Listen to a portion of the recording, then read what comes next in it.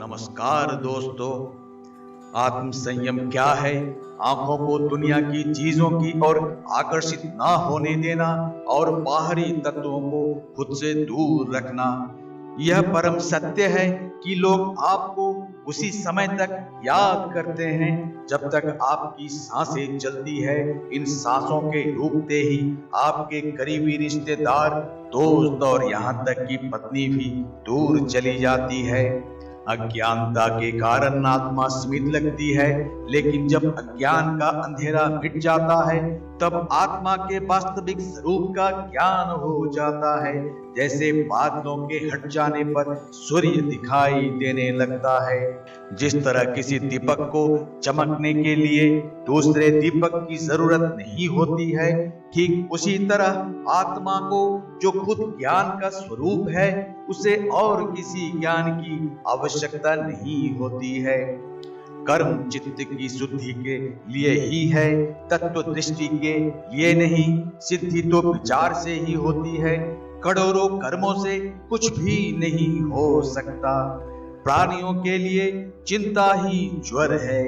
हर व्यक्ति को यह ज्ञान होना चाहिए कि आत्मा एक राजा के समान होती है, जो शरीर, इंद्रियों, मन, बुद्धि से बिल्कुल अलग होती है। आत्मा इन सब का साक्षी स्वरूप है। ज्ञान की अग्नि सुलगते ही कर्म भस्म हो जाते हैं। मोह से भरा हुआ इंसान एक सपने की तरह है। यह तब तक ही सच लगता है जब तक वह अज्ञान की नींद में सो रहे होते हैं।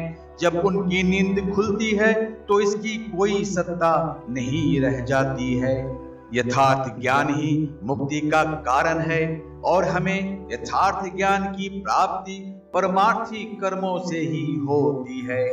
तत्व वस्तु की प्राप्ति का मुख्य उपाय ध्यान है। सबसे उत्तम तीर्थ अपना मन है, जो विशेष रूप से शुद्ध किया हुआ हो। तीर्थ करने के लिए किसी जगह जाने की जरूरत नहीं है।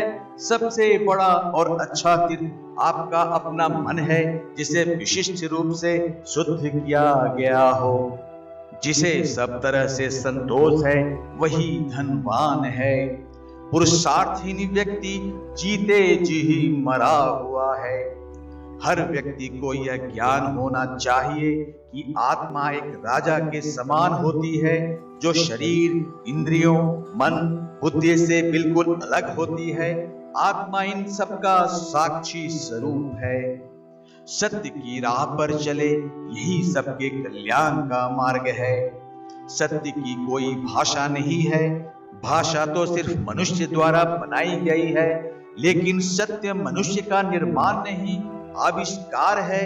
सत्य को बनाना या प्रमाणित नहीं करना पड़ता। बाहरी ताकतों को अपने से दूर रखना और दुनिया के तमाम चीजों की तरफ आकर्षित ना होना ही आत्म संयम कहलाता है। सत्य की परिभाषा क्या है? सत्य की इतनी ही परिभाषा है कि जो सदा था, जो सदा है और जो सदा रहेगा। उस समय धर्म की किताबें पढ़ने का कोई मतलब नहीं, जब तक आप सच का पता ना लगा पाए। इसी तरह से अगर आप सच जानते हैं तो धर्म ग्रंथ पढ़ने की कोई जरूरत नहीं है। हमें आनंद तभी मिलता है जब हम आनंद की तलाश नहीं कर रहे होते हैं। जब मन में सत्य जानने की जिज्ञासा पैदा होती है, तब दुनिया की बाहरी चीजें अर्थहीन लगती हैं। यह मोह से भरा हुआ संसार है, एक स्वप्न की तरह है। यह तब तक ही सत्य प्रतीत होता है जब तक व्यक्ति अज्ञान रूपी निद्रा में सो रहा होता है, परंतु जाग जाने पर इसकी कोई सत्ता नहीं रहती। परमात्मा और आत्मा में कोई फर्क नहीं होता, यह दोनों एक ही है, लेकिन इंसान अज्ञानता के कारण इसे अलग अलग समझ बैठता है। नमस्कार।